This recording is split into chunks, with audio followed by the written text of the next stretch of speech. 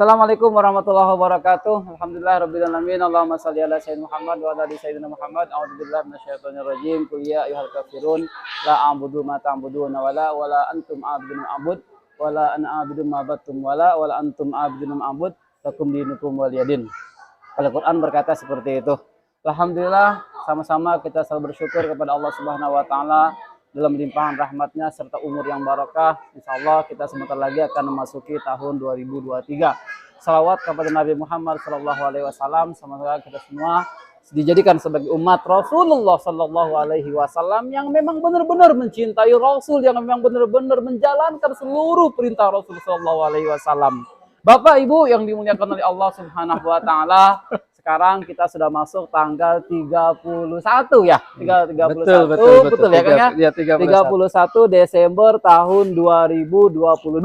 Artinya besok berarti tahun depan, yaitu tahun 2023. Nah, sekarang lagi marak orang-orang mengenai pembicaraan tentang gimana sih hukumnya orang yang mengikuti hari raya, yang mengikuti pergantian tahun Masehi ini ya.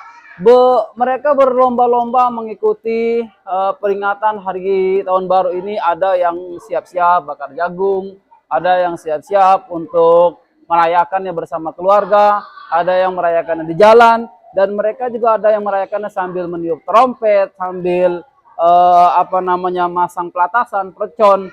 Nah, ini jadi pertanyaan mayoritas seluruh umat Islam di seluruh lapisan dunia.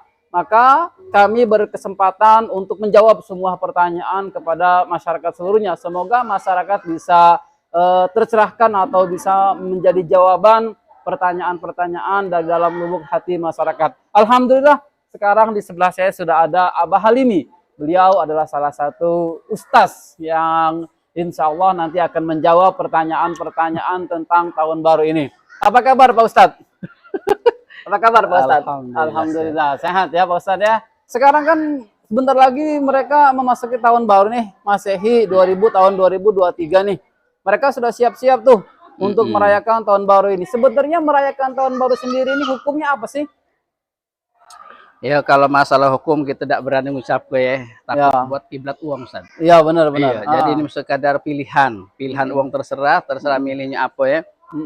Apa milihnya? Itu terserah Ustaz. Artinya pendapat cocok mana. Sebenarnya kalau misalnya gitu. ini Bukan milih partai juga. Bukan. Kalau pikir partai ya.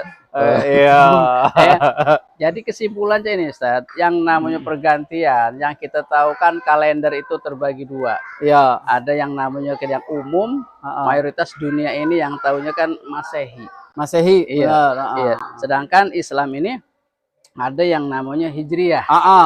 Makanya kalau Masehi diawali dengan Januari, Februari, Maret, April, Mei, Juni, dan selanjutnya ya. Ternyata itu kan uji wong kita ini kan untuk wong sano. Wong sano. Yang mana? Iya. Entah wong sano itu nong tuh. Iya. Tapi kan sekarang kita nyatanya apa? Kalender kita selalu terpapang di situ yang Masehi, Ustaz. Iya, Masehi. Bahkan ibu-ibu yang sangat prihatin. Hijriyah, padahal kita orang Islam sendiri. Hijriyah tidak apal, Ustaz. Iya. Diawali dari kita kan makanya maaf. Kalau menurut kami yang namanya sekedar peringatan, intinya peringatan itu untuk tolak ukur sebenarnya baik. Tolak ukur berarti umur kita kalau dulu 2002, sekarang 23 berarti kita tingkatlah 1 tahun. Iya, benar. Yang satu, yang tadinya kita 19 berarti sekarang masuk 20. Iya. Nah, sekarang itu untuk perhitungan sebenarnya. Makanya Allah ciptakan, maaf, di dalam Al-Qur'an kan mungkinlah sudah tahu ayatnya ya, bahwa Allah itu ada yang namanya bahwa 12 bulan. Iya. Indah syuhuri kan ya, bahwa ada 12 bulan. Nah, 12 bulan itu di situ tidak dihitung dengan Masehi atau Hijriyahnya. Yang penting 12, berarti 12 bulan itu 1 tahun. Nah, sekarang di dunia ini uang ini kan berbagai macam suku, bangsa, dan negara. Iya. Nah, akhirnya ditutuplah kita ada kata-kata yang namanya Masehi. Masehi mendunia, Ustaz. Bahkan ketika di saat ini kita milu-milu merayakan kan. Tapi kan wallahu alam, kita tidak bisa memvonis apakah itu haram atau halal atau makruh atau mubah ya. Terserah itu. Ya tergantung kita pemahaman ya. Nah, buktinya apa? Intinya Allah itu pengen menghisab penghisaban kita. Sebelum dihisab Allah, kita hitung-hitung dulu. Makanya dari detik ke menit, dari menit ke hari, dari hari ke jam, dari jam ke minggu, dari minggu yaitu ke bulan, dari bulan ke tahun. Itu perhitungan kita. Makanya kan Rasul bersabda yang artinya mantola. Iya. Barang siapa tuh? Orang yang berbahagia itu orang yang panjang umurnya dan bagus amalnya. Amalnya bagus. Ya, artinya, nah sekarang ini untuk tolak ukur nih apa maksudnya ya? Memperingati seperti ini kami tidak pacak menetapkan bahasa sebab sudah mayoritas buktinya ada wong ini pakai wong Islam gitu milu kan ya. Tapi gini, ini Abah. Coba sama. Iya. Yang jadi pertanyaan kan gini, Bang. Ya harapan kami dan mungkin para penonton ini, mereka ini kan mengharapkan itu jawaban yang kira-kira bisa meyakinkan mereka. Contoh misalnya, kalau Abah bicara masalah tergantung pemahaman, itu jadi simpang siur, Bah. Ini maaf ini, Bah ya. Karena ini butuh pencerahan. Jadi simpang siur nih, Bah.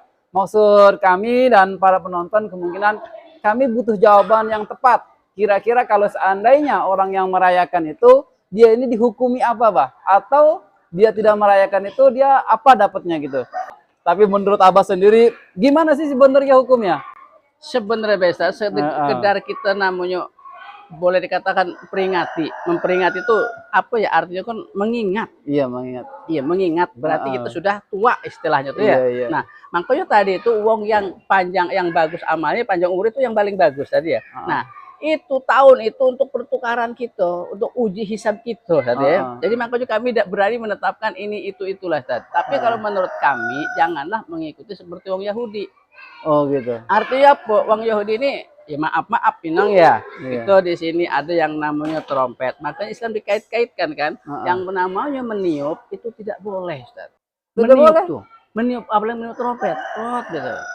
Iya, nggak boleh. Nggak boleh, Ustaz. Bukan malaikat Israfil niup trompet. Itu menunjukkan untuk hari kiamat. Oh gitu. Jadi kalau seandainya kita sama-sama niup trompet, menyuruh malaikat Israfil pula. Nah, itu yang takut hari kiamat. Nah, akhirnya uang-uang ini mengarah, Ustaz, mentang-mentang tahun baru, niat uang sudah beda. Kaulah muda niatnya ketemu dengan pacarnya akhirnya sampai begitu. Iya. Iya, artinya tergantung intinya kembali ke niat pribadi masing-masing ya. Tapi kalau kami sejujurnya ya, kalau ini yang saya pengen memperingati tidak jadi masalah. Tidak jadi masalah dalam memperingati itu, tolonglah ada yang hal-hal yang positif, Ustaz. Oh, jadi diganti peringatan itu ya. Ini kan apalagi di bulan kita kan maaf nih. Jangankan ya wong tua budak kecibai tahu bahwa ini nak tahun baru. Iya, kage jam 1. Karena pergantian untuk Masehi memang jam 12. Jam 2 itu jadi salah. biar diedit ya. Artinya itu berperubahan tuh ya. Bahkan uang-uang yang sangat aneh ini tidak menyalahkan anehnya. Uang tua ketika pergeseran waktu menuju jam 12 anak dibanguni. Apa katakannya? Nah, ada petasan, ada trompet nih, dibanguni. Tapi ketika subuh, Ustaz, itu yang prihatin kami, Mah. Masya Allah. Yang prihatin. Wong tua kita itu wong Islam. Iya, bangun tuh. Cobalah dibangun setiap tanggal jam 2, jam 3 disuruh tahajud kan. Alangkah indahnya. Tapi wong tidak dibangun. Akhirnya dari situlah anak meniru. Hanya menempel dalam benak dia setiap tanggal 31 atau 30 menjelang kaki depan 1 Januari berarti yang tahun baru. Makanya budak sudah tahu. Tapi gini, Bah, mungkin ini pemikiran para orang tua. Tahun baru kan setahun sekali, Bah. Iya. Maka ya ayo kesempatan tahun sekali bangun. Kita lihat trompet itu, kita lihat petasan itu. Karena kalau sholat tahajud kan masih ada hari esok, masih ada hari lusa. Ini pemikiran orang tua. Iya. Jadi maksud saya yang pemikiran seperti ini gimana cara kita untuk meluruskan mereka supaya jangan sampai ada adat, ini kan adat ya sebenarnya. Adat. Jangan sampai meniru adat-adat yang kira-kira kurang baik seperti ini. Nah, berarti kita harus mengimbangi. Oh, mengimbangi. Mengimbangi. Kalau memang dia berani setiap setahun sekali dia ngebanguni anak, yang hal-hal yang seperti itu, entah tahu apa hukumnya, dia berani alangkah bagusnya, ya setiap hari ngomong kasarnya tuh. Oh, gitu. Kalau peringatan memang sebenarnya peringatan itu untuk introspeksi diri, Ustaz. Artinya aku umur itu bagus, bagus sebenarnya baik. Tapi jangan ada hal-hal sesuatu yang disamar-samarkan sehingga tidak sadar kita seperti mengikuti layaknya orang-orang yang itu. Gitu. Tapi gini, Kang, ini gini, Bah ya.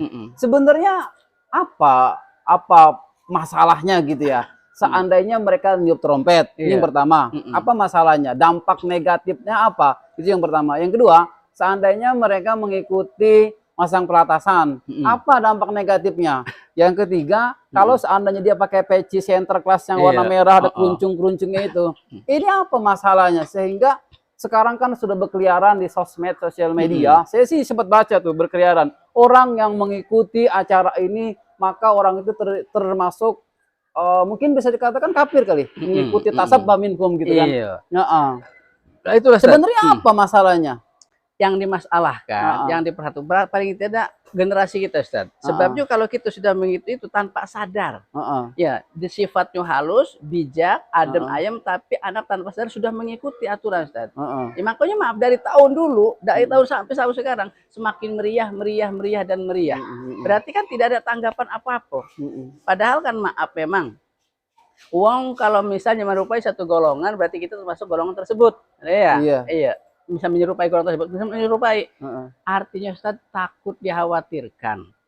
Takut dikhawatirkan kita menyerupai langsung, walaupun kita tidak sepenuhnya, kalau memang menyerupai takut dianggap seperti itu.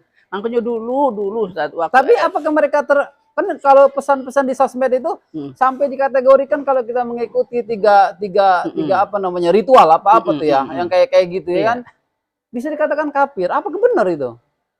Kami juga kan Allah alam saja ya, tapi wong apa? Kebiasaan uji wong ini niup ada peniupan trompet gitu ya. Kan Allah alam kami juga tidak berani lah ya, tidak berani. Terus pakai topi center class. Iya. Terus apa namanya bakaran, api, kembang api. Ya, kembang api itu kan menunjukkan Ustaz. Tidak tahu simbol-simbol apa, kami tidak memahami, makanya kami tidak berani. Ya, karena itu Ustaz itunya. Para uang yang itu ya selalu menyerupai. Menyerupai. Nah, tanpa sadar pasti budak pakai topi. Kayak ulang tahun mengikuti wong sano, kayak ulang tahun harus pakai topi kayak apa namanya? Yang topi apa yang namanya? merah Pokoknya topi itulah ya. Center class kayaknya. Itu kan ya. Nah, sedangkan kan kita kan topi itu apa ya? Logo apa, lambang apa itu tuh. Sehingga takutnya sebab yang pakaian hal yang seperti itu kayak wong sano. Oh, gitu. Kayak wong sano.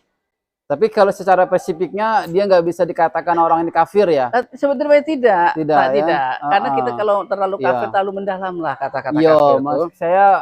Maka ini jadi pertanyaan khususnya saya secara pribadi. Saya juga berkeyakinan secara saya pribadi kalau cuma sekedar make, terus main trompet, terus main bakar-bakaran, itu nggak bisa dikatakan kafir. Ini saya secara pribadi. Ya kan? Makanya kalau ngomong kafir terlalu dalam, Ustaz. Terlalu dalam.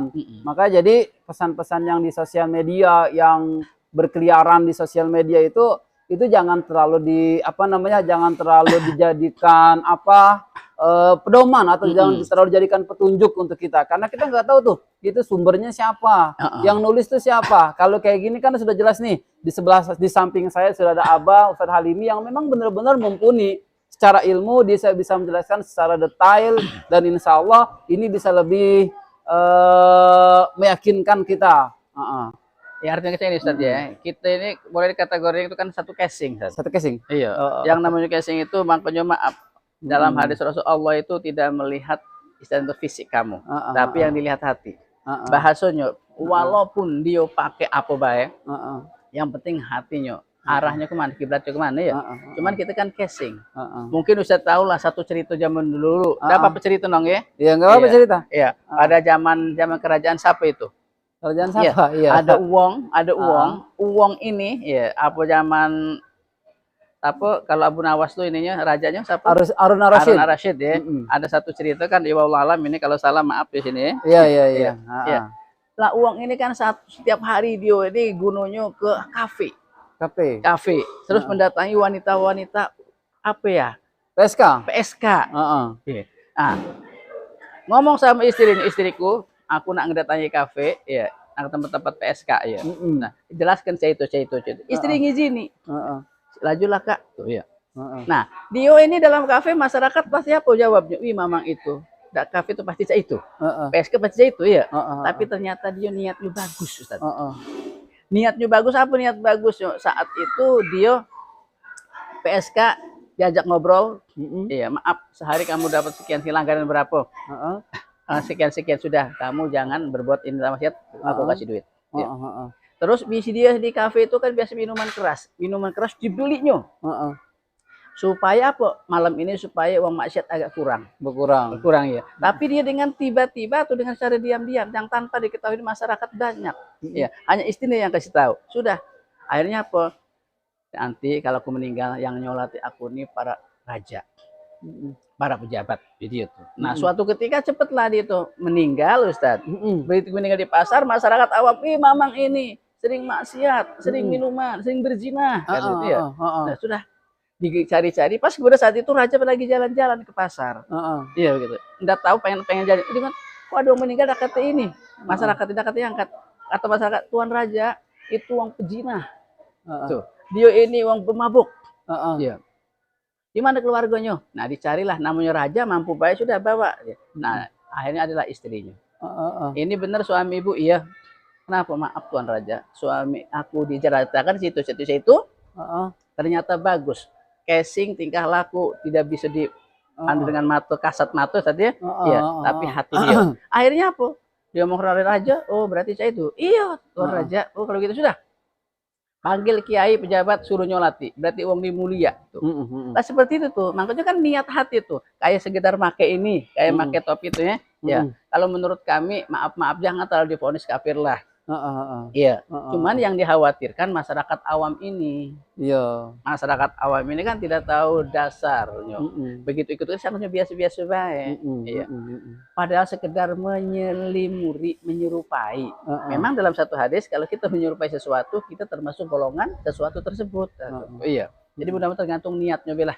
Kalau masalah niat kita tidak bisa memvonis uang itu salah atau baik. Iya, benar apa salah tidak tahu ya. Karena niat uang tidak tahu. Iya. Karena niat kan tergantung di pribadi, Ustaz. Ya, tapi kalau untuk sekedar kembali lagi merayakan, Ustaz ya, merayakan kalau sekedar hal-hal yang positif untuk introspeksi diri dipersilahkan. Iya, tapi dengan cara apa kira-kira? Iya, sekedar itu kan maaf kepada Nabi Trompet sekedar kan hura-hura. Iya, terus bakar percon hura-hura. Apa hura-huranya? Jingok secara ini belinya pakai duit. Bahasa kasar ya, terus dibakar dengan sia-sia. Itu yang ditakutnya yang tidak ada manfaat, sekedar sia-sia. Tapi kalau untuk mengingat uang, untuk meramaikan, itu tidak pacak ngomong kami. Tapi kami pribadi, ya akhirnya kan dibuang lah, Ustaz. Dibuang nggak cerot, uang jawabnya itu kan kesenangan. Ya terserah lah. Makanya kan kalau menanggapi hal yang seperti ini kita tidak memvonis, Ustaz. Ya, artinya kan uang pendapat uang ini itu ya. Tapi kami pribadi istilahnya kan niup trompet itu sudahlah mengganggu uang. Oh, Masya Allah. Ini jawaban yang sangat bijak. Nah, baru kali ini saya mendapatkan jawaban yang kira-kira masuk akal dan ini bisa diterima oleh hati saya. Nah, sementara ini saya bertanya-tanya kepada hati saya secara pribadi. Apakah benar orang yang tiup trompet itu termasuk orang yang kafir? Ternyata ini jawabannya. Niup trompet cuma bisa mengganggu orang banyak. Bakar petasan cuma perbuatan sia-sia. Ya mubazir, hal yang mubazir itu kan. Terus juga dan yang lain-lain. Itu cuma perbuatan yang kira-kira hanya hura-hura yang menyenangkan semata. Tapi tidak bisa dikatakan orang itu termasuk satu golongan dengan orang-orang Yahudi. Cuma menyerupai saja. Dan itu pun tidak bisa dikatakan kafir. Tidak bisa dikatakan Yahudi. Tetapi alangkah lebih baiknya kita tidak usah mengikuti hal-hal yang kira-kira membuat keimanan kita jadi terganggu. Kira-kira begitu ya? Ya Pak ya? Jadi terganggu. Terus juga jadi mengganggu orang. Seharusnya kita istirahat. Terus jadi kita nggak bisa istirahat. Yang lain juga merasa terganggu. Duit juga habis. Duit kehabisan. Akhirnya banyak sekali ruginya. Maka untuk mengimbangi ini karena ini sudah menjadi adat dan istiadat seluruh masyarakat di dunia ini, nggak apa-apa kita laksanakan, tapi kita ambil kegiatan-kegiatan yang positif. Kira-kira begitu. Dan alhamdulillah malam ini di Pondok Pesantren Tahfizul Quran Nurul Hikmah mengadakan yaitu acara Jisamsu. Apa Jisamsu? Zikir sampai subuh. Wah, itu yang pertama, Jisamsu. Zikir sampai subuh. Yang pertama. Yang kedua, Baku Samsu. Bako Samsu. Apa Bako Samsu? Baca Quran sampai subuh. Ikutin rame-rame kita untuk mengimbangi acara-acara yang kira-kira tidak membawakan manfaat. Ayo sama-sama datang ke Pondok Pesantren Tahfidzul Quran Nurul Hikmah untuk kita bermuhasabah diri, untuk kita bertafakur kepada Allah Subhanahu wa taala, mensyukuri nikmat umur serta mensyukuri yang lain-lain bahwa sesungguhnya ini adalah kembali kepada Allah Subhanahu wa taala. Ada lagi yang mau disampaikan, Pak? Sampai Samsu itu kode 234. Samsu itu 234. 2 sholat subuh, 4 sholat isya, terus asar, dohor, dan 3 adalah maghrib. Pas jadi cocok, Pera ya. Cocok lagi ini, masya Allah, mantap, barakallah, jazakallah. Assalamualaikum warahmatullahi wabarakatuh. Waalaikumsalam warahmatullahi wabarakatuh.